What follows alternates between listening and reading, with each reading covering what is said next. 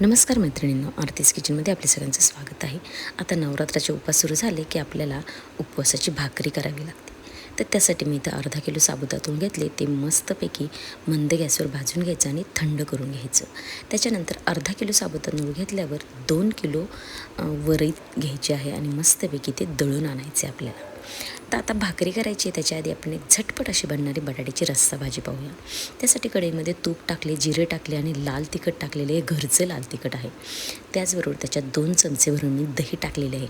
आता गॅस बंद करा आणि हे दही मस्तपैकी तेल सुटेपर्यंत तुम्ही परतून घ्या. आणि आता गॅस सुरू करा आणि त्याच्यामध्ये हा उकडलेला बटाटा चिरून टाका बारीक. त्यालाही छानपैकी तेलामध्ये परतून घ्या आपल्या मसाल्यामध्ये, म्हणजे त्याला छान चव येईल. आणि हवं तेवढं तुम्ही गरम पाणी घाला आणि त्याचबरोबर त्याच्यामध्ये आपल्याला 2 चमचे शेंगदाण्याचा कूट घालायचा आहे आणि मीठ घालायचे. मस्त त्याला मंद गॅसवर उकळी आणा. आपली भाजी भन्नाट अशी एकदम बनून तयार होते. मग आपल्या भाकरीबरोबर सर्व करायला एकदम रेडी होऊन जाते.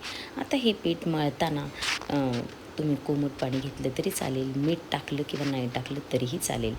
जास्त पातळ किंवा घट्ट हे पीठ करू नका. छान मस्त आपली भाकर फुलून येते. आपली ही झटपट बनणारी थाळी तुम्हाला कशी वाटली? मी याच्याबरोबर कोशिंबीरसुद्धा बनवलेली आहे. अगदी पोटभरीचं आपलं जेवण होऊन जातं. रेसिपी आवडली तर लाईक, शेअर, सबस्क्राईब नक्की करा. धन्यवाद.